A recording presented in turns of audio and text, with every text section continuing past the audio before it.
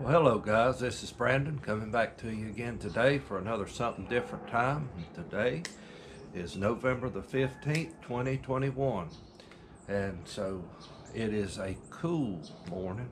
We didn't get down technically to 32. I think it was like 34. That's what I saw when I came in. I don't think it may have got no lower than that. I don't really know. But we've had a good frost again this morning, but it got down yesterday morning to 29.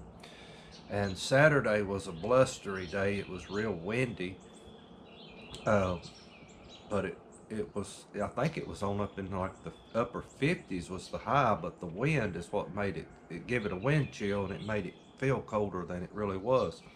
So we built a fire in the wood heater Saturday, and I've got one right now, and I would love to be sitting in front of that heater right now. Maybe we'll do that in the future. I'll maybe take one of these rocking chairs, set it in there in front of the heater, and do my something different time in there for a change. May even be that I have to do that, so I don't know. But you know, that's where our weather's been. You know, it's been. But I want to say this regarding the weather. This fall has probably been one of the most gorgeous falls I have seen in a long time. Guys, for just a moment, I want to try to swing this camera around. I'm going to try that, and hopefully I won't mess up nothing.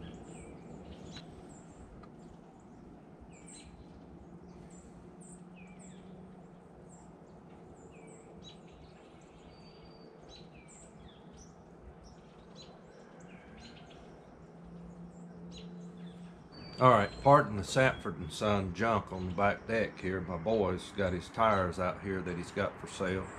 So if any of you need a set of tires, just see him. But anyway, that's what I get to sit here and look at, you know, while I'm doing this. And that's why you see me cutting away. I mean, that's just so gorgeous to look at. And so anyway, that's where that's at. But I've not seen a fall, I don't think, this colorful in a very long time. Most of the time, the past few years, the leaves actually fall off before they ever begin to turn. And so, you know, but this year, thankfully, we get to see some beauty in with it. So, but anyway, that's where we're at on that. The garden is doing well. I mean, I have harvested some greens. I've harvested some turnips. Uh, you know, but the peppers are gone. I mean, they didn't make it this past frost that we had, and so they're gone. Of course, I figured they would be, but the greens, all the greens are doing well. I mean, I can't complain about that. And so, looking forward to our broccoli. Hopefully, sometime next month. I got to move this chair. I feel one of the rockers on this brick wall back here. But hopefully the broccoli we can harvest sometime next month and get that off. And we'll be, you know, that will pretty much be through with the winter or fall garden will be finished by then. But do want to say I appreciate my subscribers. I know we're getting new ones on board, and I want to welcome you to my channel. I appreciate so much you taking the time to stop by and watch my videos and comment and hit the like button. I mean, guys, that helps my channel. And if you will continue to do that, I would greatly appreciate it. And also share this channel with your friends that you know might love old-timey things, just doing things outside, and you know, some of the common sense stuff I try to talk about from time to time. And you know, if you know some folks that would like that, then, you know, by all means, feel free to share this content and hit that notification bell as well. I forget to say this a lot of times, but really it's something I need to say to remind folks to do that. But I want to tell you how much I appreciate it. I appreciate all your comments, everything, guys. I can't say that enough. And, you know, that means a lot to me. And don't want to take it for granted either. So, anyway. But our topic today, I wanted to talk to you today just a little bit about making do with what we have on hand. And, you know, I see on the news and I hear people commenting a lot about shortages. And guys, we're going to have to get creative. I mean, we're going to have to be like Grandma and Grandpa was and not throw everything away. Now, we live in a throwaway society. Back in the day, a lot of things that you had, you know, packages and containers and stuff like that, that products came in, could be saved and reused for something here on the home. And I think about glass jars, for instance. You know, everything used to come in glass jars, whether it be orange juice, mayonnaise, mustard, you know, jelly. I could just go on, and peanut butter. I could go on and on and on. And glass jars, tin cans. Tin cans is another good one. You know, we always used the tin cans. We would dig our worms when we would go fishing, and we would put our worms in a little, we call it a mater can, and you know, put a little dirt in there with it and keep it moist so that we'd have worms to fish with. That was something we used to do when I was a boy. But nowadays, it's a throwaway society where nothing's really worth saving package-wise that you get from the store. But there are, however, a few things that can be salvaged that you could use, you know, to store your stuff in. Now, this, I'm going somewhere. This is not what I'm going to talk about today, that part anyway. I think about, you know, like coffee containers, things like that. They're good to store bolts and nuts and stuff like that. And I've got a few down here in my building right now. They've got, some's got nails in them, some's got bolts and nuts, and you know, some of it's just got spare parts of different things in it. I mean, I could go on and on and on. But I remember one time years ago, I think it was back in probably 78 or 79, that winter, we had a big snow that winter. If I remember right, it snowed probably a little over a foot from my memory. And one of the bigger snows that I remember in this area. And that frog's back in my throat again.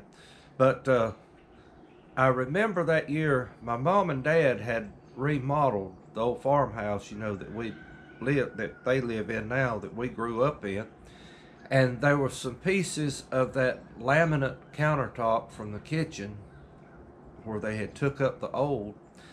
And I remember we didn't have a snow sled or anything like that, but my dad took some 2x4s and rounded one end off and made a little frame, and he attached that laminate on that frame, the bottom of it, and made us a little sled to play on in the snow.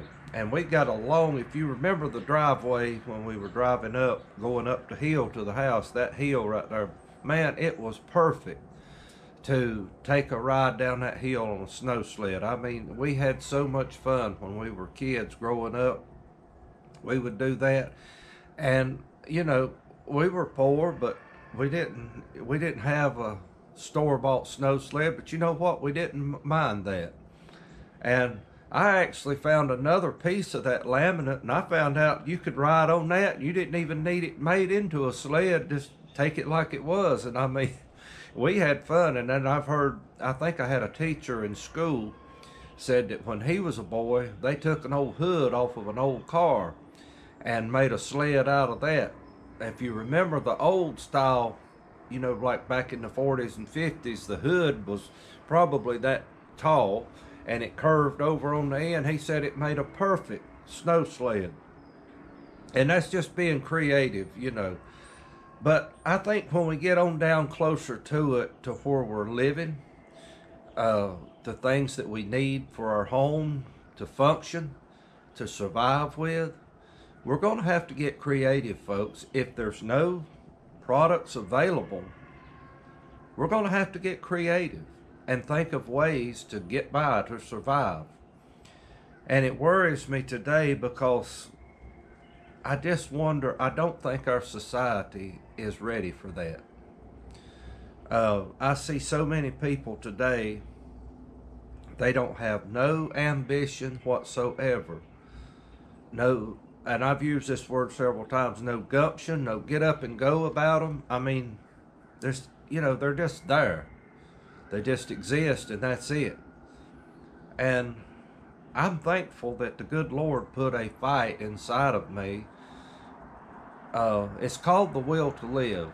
And when you lose that, guys, you're in big trouble. And you'd be surprised what that will make you do. And I think everybody has that, or they're born with it anyway. But if you don't nourish and kindle that flame, so to speak, it can get real dim. And in some cases, I guess it could go out. I don't know. I'm not a psychiatrist, so I couldn't really give you a definite answer on that. But we're going to have to learn to survive in the coming months, weeks, whatever, ahead, and just learn to get by with what we have. Now, there's so many avenues that I could go to just from that topic, and I've just touched some, simple things here. But let's just look at our food for just a moment, and then hopefully I'll get on to some other things too. But I've heard my mother and my grandparents especially talk about this, that back in the day, that there was a time when all they had was either cornbread and milk, biscuits and gravy, or, something just simple. It was filling, but it was simple. That's where I think we're going to see a lot of people have issues. If you don't know how to make a basic flour gravy, brown gravy, you need to learn that. And I come to think of that, I don't think I've got a video on making gravy. Maybe I need to do one. But if you've got a bowl of gravy and maybe a water biscuit, I think I've shared what that is. That's a biscuit where you didn't have milk, but you use water in place of it. It's better than eating a snowball, I'll tell you that. But if you've got that, a bowl of gravy, and a homemade biscuit, you can survive. Maybe with an egg, if you're an egg person. I'm not, but I don't have to have those. But let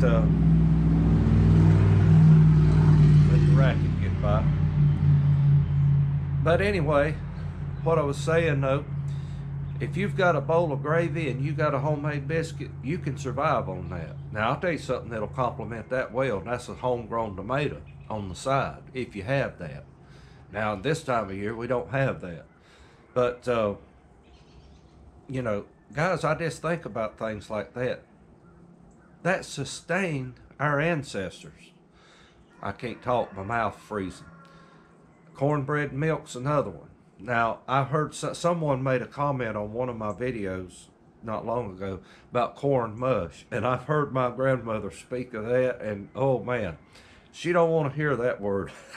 She did not like that, and all that really is just basically, it's cornmeal that's been boiled into like a porridge, almost like grits, but it's a lot, I don't know how to describe it really. It's cooked basically the same way as grits would be, but it's a lot more gravy-ish like, I guess would be the proper way to describe it. I don't know. I don't think I would want it just by itself. Unless I was real hungry, it might come in handy. But I have seen people take leftover grits. This is something people it's just easier to throw leftovers away than to get creative and do something with them. But take leftover grits and they'll kindly congeal into a form and just fry them up. Maybe add some onions to them or something. And if y'all have never had fried leftover potatoes, potato cakes fried with using leftover cream potatoes or whatever, you've never lived. I'm telling you right now, put your little onion with that and mix your little flour with it. I'm telling you guys, that is some of the best eating right there is. And but when times get tight, let's just say it like this, and money's kind of short, you don't go to the grocery store and buy a lot of already processed foods, things like that. No.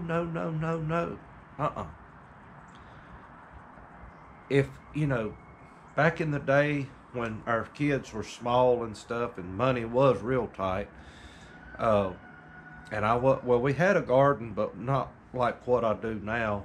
I mean, we did can some stuff, and that helped offset a lot, but we still depended on going to the grocery store. But what we would do, we would buy things like pinto beans, a lot of dried beans, dried peas, things of that nature, and we made meals off of that. And get a piece of fatback meat, side meat, some people call it, salt pork, whatever you want to call it, and get a piece of that and use that about seasoning or frying out the meat, and different things like that, guys. And that's that's just living frugal. And get you some potatoes, get you some onions, things like that would help offset that meal, to add a little flavor to it, and you get by with it. But people today have just got so fancy, so uppity. I just don't know. I just don't think people could live that way anymore. I could. I mean, matter of fact, I do now. I mean, that's good eating. That's real eating to me. But, it's whatever people choose to do. But that's one thing, talking about food and being able to survive on what you have and keeping things like that in stock and in a good supply. When an emergency comes about, you've got that to fall back on. So having canned goods on hand, something that's already cooked and prepared that you could heat and eat, I mean, that's a blessing to have that. And, so those are things, in the food category to talk about. But I want to talk about some other things as well. It's like, for instance, say in your shop or around your home, mechanical breakdowns, things that happen. Guys, it's always a good practice to have you some extra supplies. Things like maybe some pieces to patch up a water line with. You need those where you can get your hands on them quick and you don't have to run to the store. Know what size water lines you have, know what type of water lines you have, and have you a way to repair those in the event that a leak ever comes. And I think about things just like here. Our water is very hard here and full of all kinds of minerals and salts and no telling what all. It'll go through a heater element in the hot water heater quick. I keep an extra one always on hand, and if I use that one, I always get me another backup right then, because I never know when it's going to go out and when I'll need another one. And eventually it's going to get time to change the heater out eventually. But things like that. And then having plenty of nails, plenty of screws, things like that around that you need to fasten things with. Just say, for instance, we have a severe storm and it blows one of your windows out. Now, I've got some plywood around. I've got some sheets of stuff. I think there's some stuff even up in the attic that, in the event something like that happened and I had to board up a window right quick, I could do it. And guys, that's not a bad idea to have stuff like that. Spare engine parts for like your lawnmower, your weed eater, things like that, spark plugs. Keep you plenty of spark plugs handy.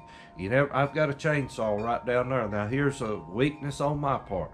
I've got a chainsaw that will not start, and honestly I think it's the spark plug. It'll fire, but it's not firing enough to get it running. And so anyway, that's a whole nother project there. But you know, stuff like that.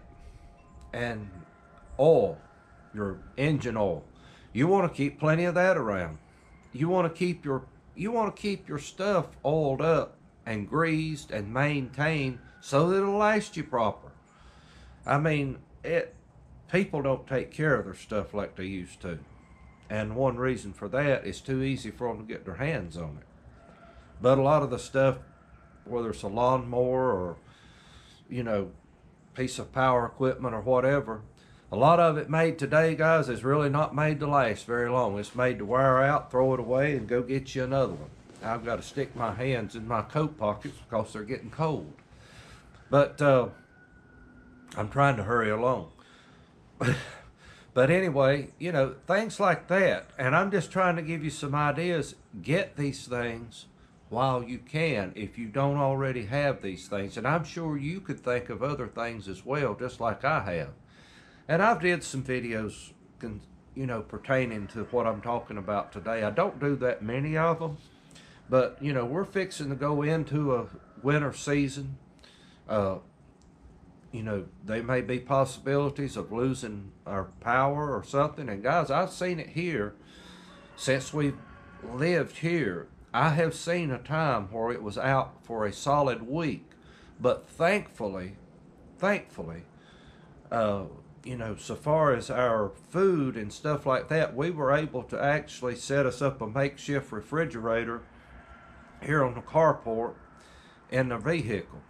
And that way I could keep my food cold, my perishable food cold, that is, and not have to worry about losing it. And then the stuff in the freezer, I mean, you know, what we did, I would take the stuff in the freezer and I put that into an ice chest.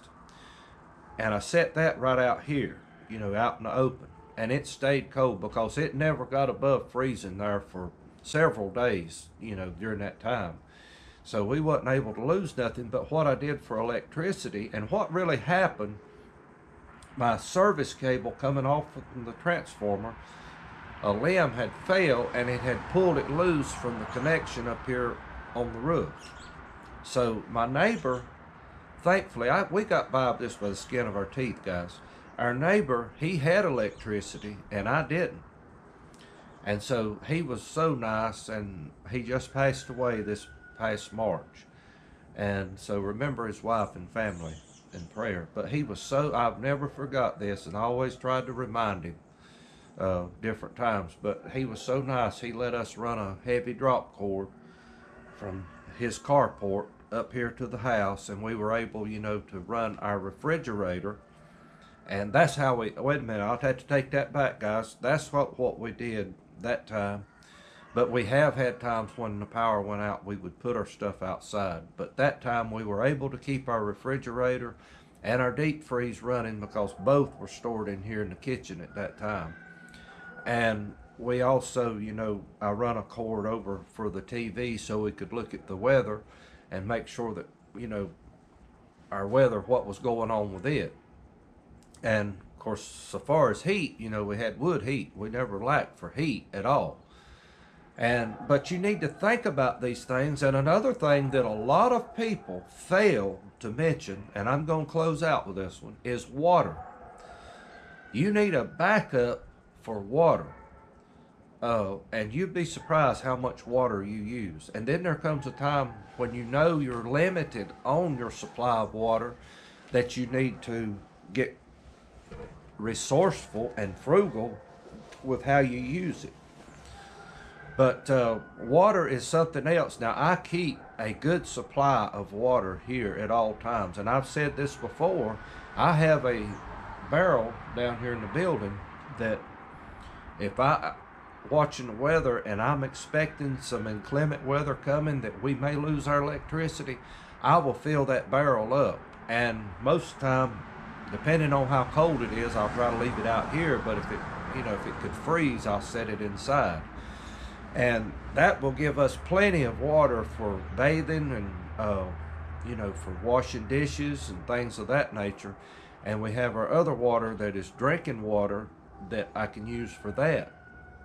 Now, what I will do, if, like I said earlier, if it looks, like this might be all I get for some time, you get creative. You don't pour your dishwater down the drain.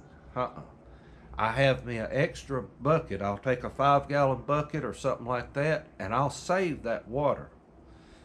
And what I will do with it, I will use that water to flush the toilets with. And you say, well, that's gross. You call it whatever you want. I had rather pour dirty water in my toilet than to have to smell a toilet that hadn't been flushed. Now, guys, this is just simple, but this is just common sense stuff that, I think about. But that's typically called gray water. And that's what I'll do with it. I'll save that. I won't just pour it down the sink. And we've got dish pans in here that we can set right in the sink and use those to wash the dishes in. And that way the water can be saved and used for that purpose. So, that's just some things, guys, I thought I'd share with you today.